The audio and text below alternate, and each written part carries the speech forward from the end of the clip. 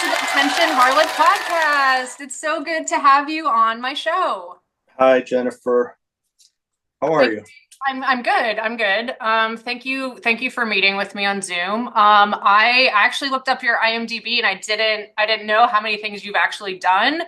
I was like, he wrote for In Living Color. What? I didn't even know about that about you. Like, you started as a writer for Chevy Chase, Dennis Miller, In Living Color, and then you also produced Third Rock from the Sun, which I wasn't aware of. Yeah, and That 70's show. I was like, whoa, whatever. And then like other stuff. So you've done a lot of stuff. yeah, I joined the WGA in I think 91, and Okay. Dennis Miller was my first job. And then I went to In Living Color. Now Cool. I I may remember have that show. I love that show. I did like 3 weeks on Chevy Chase because they canceled it almost Right. I immediately. remember that. Yeah. And honestly, I love Chevy Chase. A lot of people say whatever, but And then right, he got like kind of canceled at one point. I remember. Yeah. yeah, but I he was great to me. He was very nice and funny guy. I always liked him too. Yeah. Like on screen. Yeah, him and Bill Murray had a huge influence Hmm. on kids that were growing up in the They were 70's. great. Yeah. Yeah. So you started as a writer. So when did you start doing stand up? No, I started doing stand up in probably 1984. I think I was 21 or 22 when I started. And I started at the Comedy Store in La Jolla. Okay. And Mitzi would never pass me. She never Mm. made me a regular, even though I worked there constantly and I was a doorman. Were Um, you? Oh wow. Okay. yeah. So Wow. it She was she great. didn't she didn't pass a lot of talented people though too, like I've heard. So I don't know. I used to write the crappy jokes for Gary Shandling in front of the Larry Sanders Show. I was never put on staff, but I can remember I said, "Yeah, Mitzi's not going to pass me," and Gary said, "Yeah, she didn't pass me either until It's I got." okay. I haven't gotten past yet at the store. We'll see. Maybe one day. Yeah, Shandling got his own show though, and then she passed him, and then he's getting regular spots. And Mitzi said to him, she saw him at the store one time, and she goes, "Oh, Gary, does everybody treat you different now that you got your own show?" And Of he course goes, they do. "No," he goes, "No, Mitzi, just you." Oh wow. Oh, Oh man. yeah, he was so funny. Such a great guy. That's cool. So you must have God, you must have so many stories. But you got off social media. You're not really Yeah. on. Well, did you find that's actually smart? I've had to take breaks. It's very distracting, especially if you're a writer, to just be on social media, which of course, I mean, I like it. I write jokes and stuff, but so you're still writing today's scripts and stuff. Yeah, I've written a couple in the last year that I haven't really gone out with yet. I mean, I'm very sort of OCD and specific about scripts. Like I make a lot of passes until I feel like it's ready to be shown. But Okay. yeah, if I get another show, it's great, and if I don't, that's great too. I don't live in expectation, and uh, I'm good with my career. You know what I mean? Like I've done a lot of shows, I've done a lot of things. I did stand up for years. I went back to stand up probably 7 years ago, just to see because I had kids. I became a showrunner, and didn't. I wasn't able to do spots anymore, so I quit stand up, and I just went back to it like a few years ago because I wanted to see if I could do it again, and I feel like I did. Cool. So then after you were a writer, you became a consulting producer before an executive producer. What is the difference? Like, what does a consulting producer do? What did you do? It's sort of the same sort of thing. It's just a step. Oh, well, consultant, meant for me, I didn't have to work there all the time. I just do a couple days a week. Um, so, I created a show called Mr. Rhodes at one point too. Okay, I That's saw that. Tom Rhodes, who's Okay. really funny comic. And I left Third Rock to do Mr. Rhodes, and then I was a consulting producer at Third Rock. I left to do Mr. Rhodes. I went back because I'd been an exec producer, I went back at a higher credit. And, and then from Third Rock, the Bonnie and Terry Turner uh, asked me if I wanted to do a show based in the 70s, which I did. You know, that was Karen Mandebach's idea. She was at Carsey Warner. She said, I want a show from the 70s. And so that happened. You based that around your own life, right? Yeah. Growing up in, because you grew up near Buffalo, New York, and you were born in the 60s, so you lived in the you grew up in the 70s. Yeah. And so you based it, so she wanted it in the 70s. Yeah, she really liked the Ice Storm, which was not a comedy, but she liked the decade. She thought, there's a sitcom there. And so that's sort of where it came from. Everybody on the show who was from my hometown in Buffalo, they said it in Wisconsin for whatever reason. Okay. Like that's great. The song "Hello, Wisconsin." Yeah. Which is sort of a famous thing from some band, and so yeah, it was just I wanted to set it in Buffalo, and Bonnie Turner wanted to set it in Ohio because her and I both lived in a place called Chagrin Falls at one time, which is this place in Ohio. It's just a town. And they're like, that's like a fake name. And we're like, no, Chagrin Falls is a real place. They go, well, it sounds fake. And so it's like, okay.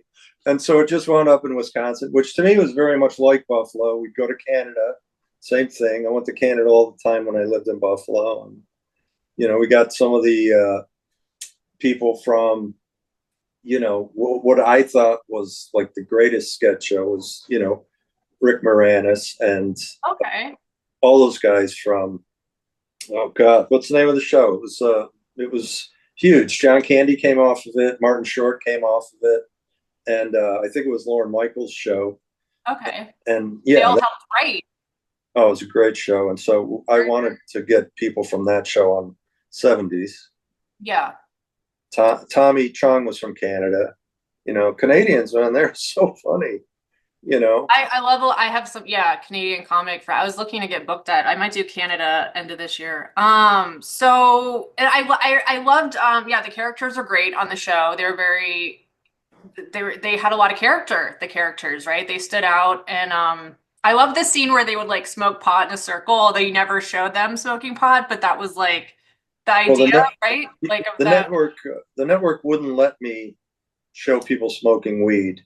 And at the time, NBC really wanted it, but the Turners and I and Carsey Warner sort of thought they're never going to let us do it the way that Fox would, because Fox was like, I always said Fox is the network whose parents are out of town. Totally.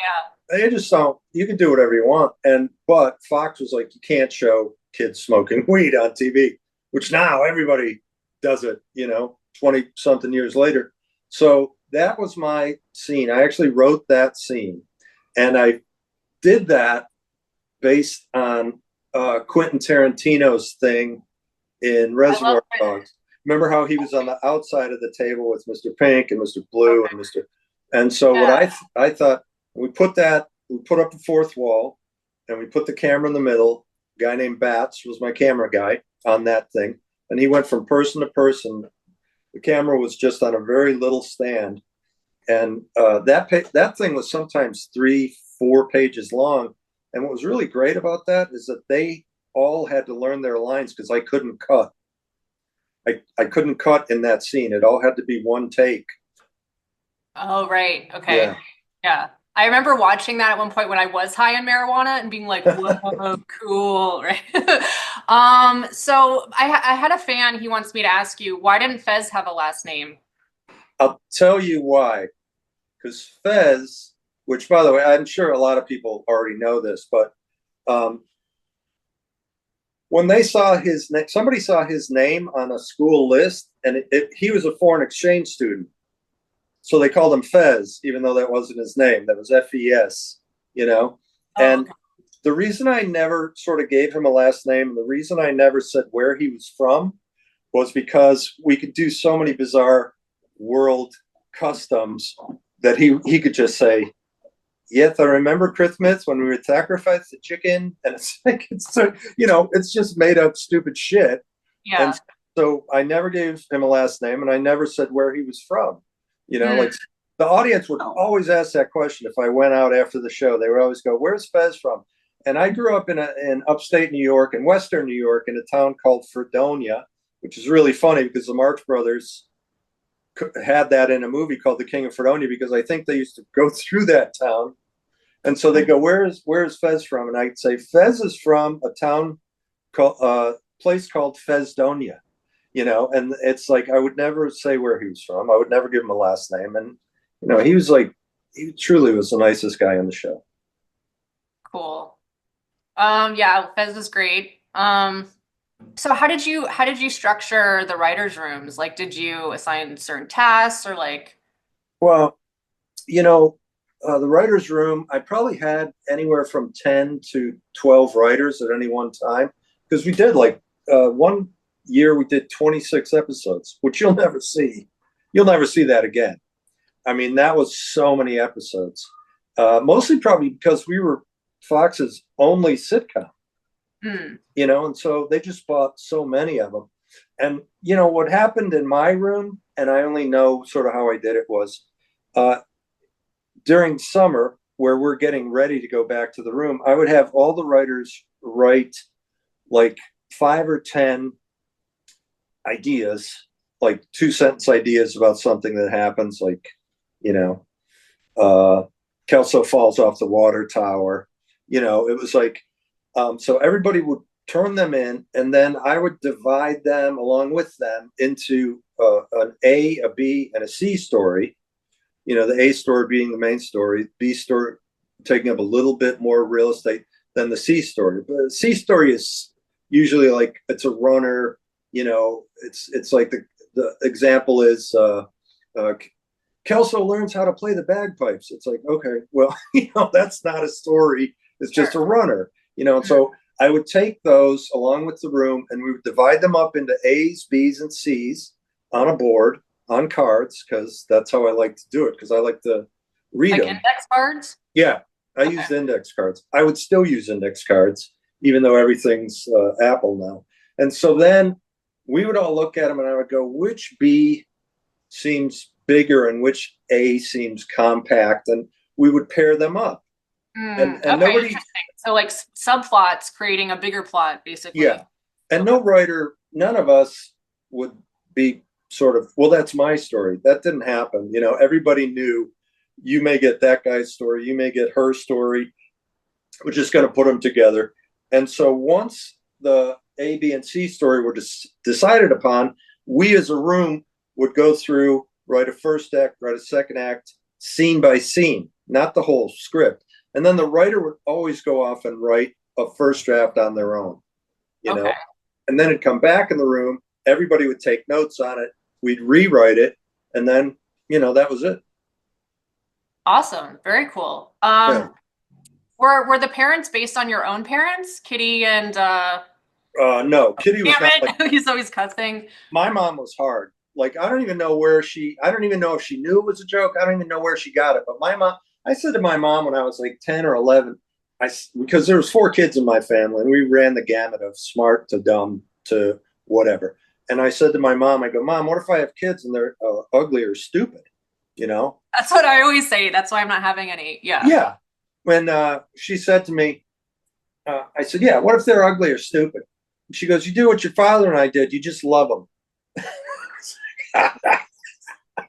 So, she was hard. My mom was Irish and hard. I needed a hard mom. I was an asshole who was high all the time. So, yeah, Kitty was kind of, I remember she was kind of snarky at times. Yeah. A little bit, but she really kept it in check.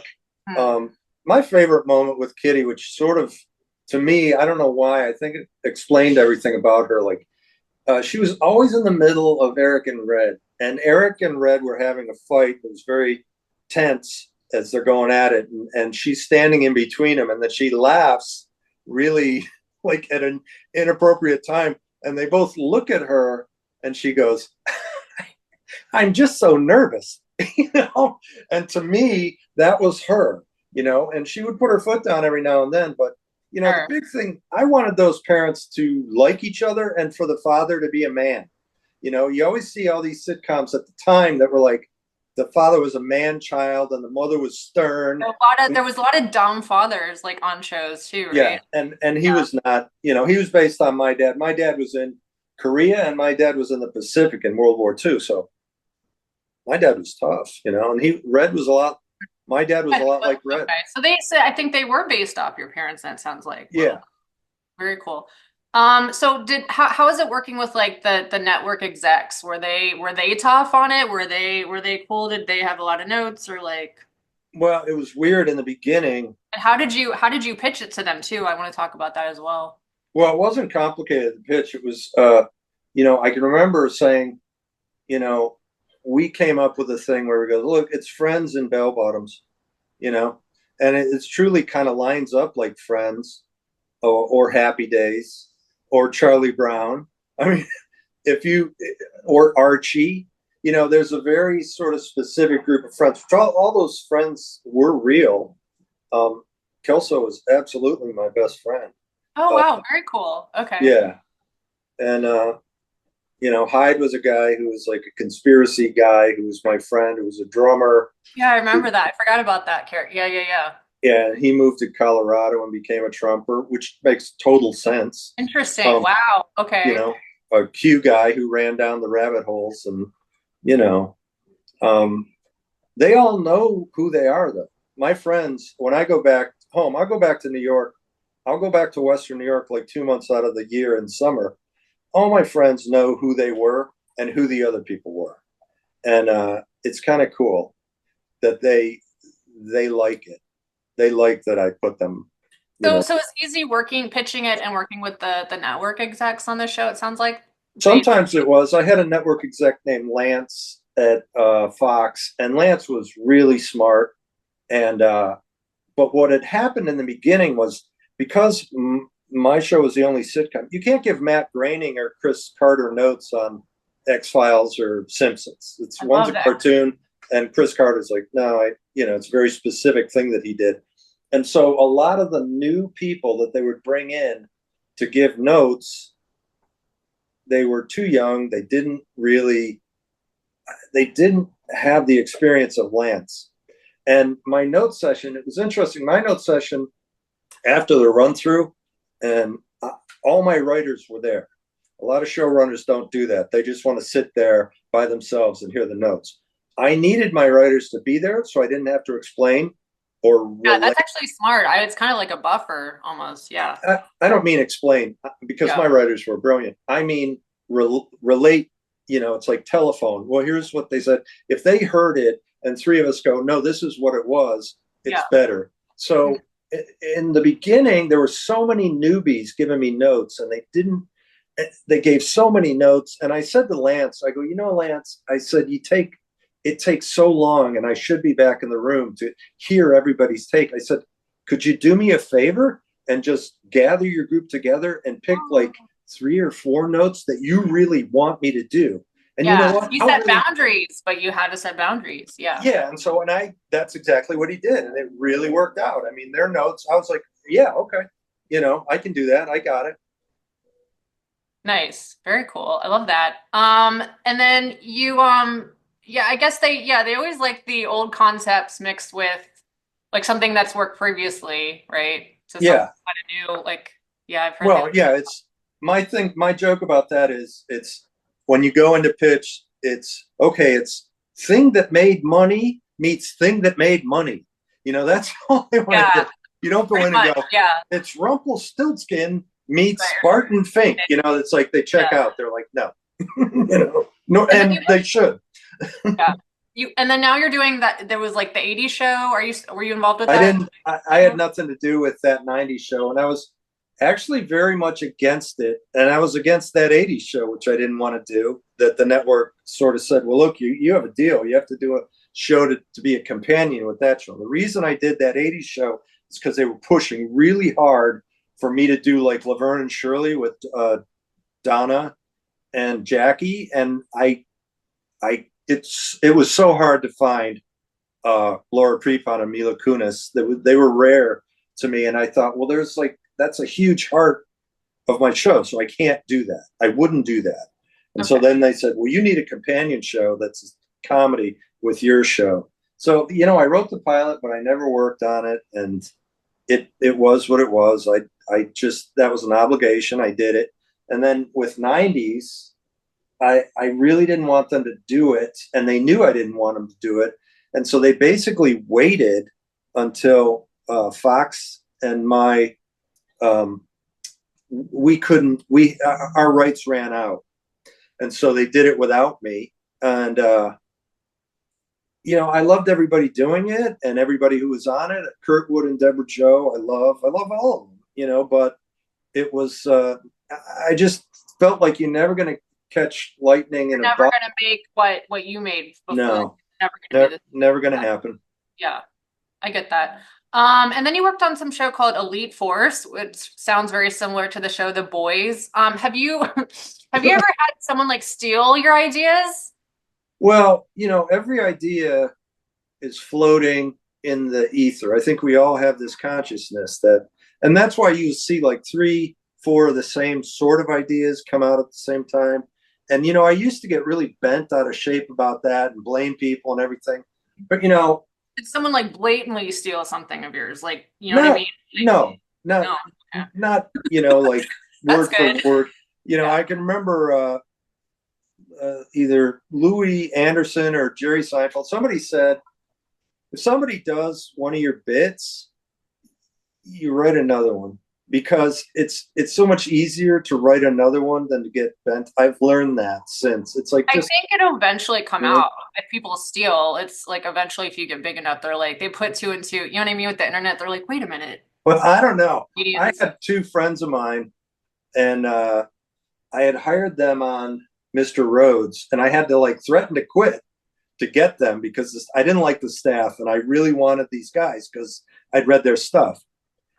And the rest of that writing staff, you know, nobody really did much. But those 2 guys went on to be showrunners at Friends. Like, I knew how to read people. My writing staff was amazing. A lot of them became showrunners, created their own shows. I won't go through all their names, but a lot of them went really far, and I was proud of that. I'm the same way. I always like to poach. Like, I work with writers. Like, I don't know if you know, I shot a pilot, so I'm always finding the most. Of course, you want the most talented team together. So I'm always looking on the internet, like who's talented, you know, to work with and stuff like that. Yeah. Well, you know, I was not intimidated by writers who were better than me, because when you're like the showrunner, you want the sharpest tools you can get. And so I had writers much better than me, and you know, obviously not all of them. There were some in there that I really relied upon and trusted them, you know. So I do feel I'm a good writer, but it's okay to hire people better than you. Oh yeah, totally. Yeah, absolutely. No, I agree with that as well. I don't write. I get what I see that where people don't think like that, and I don't know. It's an ego thing, I guess, or something. Well, you're ultimately hurting yourself. Totally. Yeah. No, it's true. So what do you think about like AI writing? Or I keep hearing rumors that like now there's no writers, it's all AI. Like, do you know how much truth there is to that? Like, I haven't seen or read anything AI, and because I know the WGA didn't want, you know, they changed all their contracts like to prevent that, I believe. Yeah, I don't think AI, you know, I think that they are taught from templates and not humanity and not human emotions and not friends and not a life. They don't lead a life. They interpret another person's life, and they don't interpret it very well. So potentially it will get better, but I think it's always going to be missing that. Look, nobody can tell your story. No AI is going to be able to tell your true story or the things you've seen, you know. So I don't really care about that. I hate it. I hate the concept, and I think it's kind of stupid, because it's like, if you got kids in college and they're using AI to write stuff, it's like, well, why even bother? You know, you're just gonna. It's like you couldn't have a calculator when I was in math class in the 70's. You couldn't use a calculator because you don't have to know anything if you got a calculator, and that's just you know. Yeah, it's not the same. Yeah, you have to learn things. You have to read things. You have to know things. Did you ever have drama like in the writer's room, or maybe a writer, any kind of difficulty with anyone, or were you pretty good at like, because with Nah. fire, you try to avoid, do you know what I mean? Certain personality types, like you What's, hope that they're what's, professional. I did have one writer, and it's very sad to me because he was a really good friend of mine, and he was a comedian. And comedians have, some of them have a really hard time transitioning to writer because comedians are writer, director, producer, actor of their own show. You know, they don't listen to anybody else. They don't have to. They're their own, you know, and that's sometimes can be very egotistical because you only really rely on yourself. So I hired a comic who's a friend of mine, and he would not show up. He would always have excuses. And finally, the other co-execs came to me and they said, you know, because he was my friend, I had a blind spot. And they said, he's really hurting the room because the rest of the writers show up, the rest of the writers do their job. And, you know, he doesn't. And he falls asleep. He would fall asleep in the room. Oh, no. Oh, boy. So lo and behold, yeah, that was pretty terrible. I realized he's probably got a substance problem. Yeah, yeah. Not that I didn't have a big substance problem at that time too, but I was sort of like Keith Richards. I could still show up and do it. Or like functioning somehow. Okay. Yeah, I functioned pretty much until I, you know, eventually hit the wall and stopped everything. And so he was, I realized from other friends, mutual friends, I said, hey, listen, he's doing a lot. You know, he's up on the roof saying he's being attacked by aliens. Oh, like he on was the just weekend. exhausted. Wow. Yeah, he was gone. And so I went to him and I said, look, I love you, man. We're good friends, but I need to put you in rehab for you to stay here. Which I said, and I'm gonna let you go if you don't do it because I can't have you here.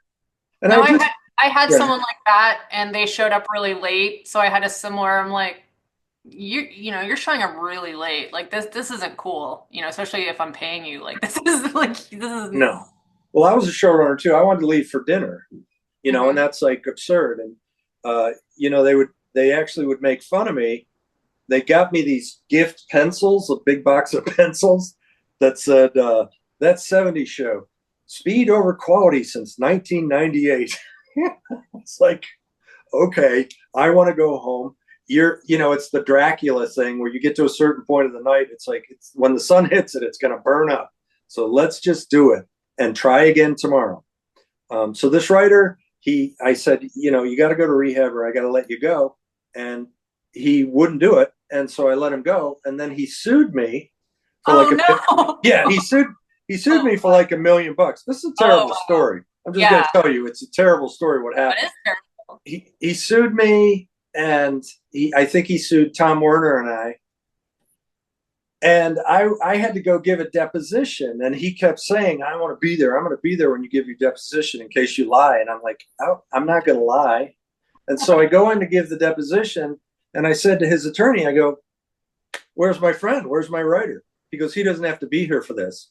And I said, okay. Well, he kept telling me he wanted to be here. He goes, no, he doesn't have to be here for this. Well, the attorney hadn't talked to him since Friday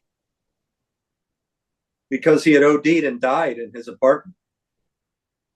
No, I want to know who it is. Oh my God, I'll figure. Yeah, I don't want to say his name, but no worries. You know, it was a long time ago, and I think, and if I remember it right, and this is really says a lot about who this guy was. I think Tom Werner paid for his funeral.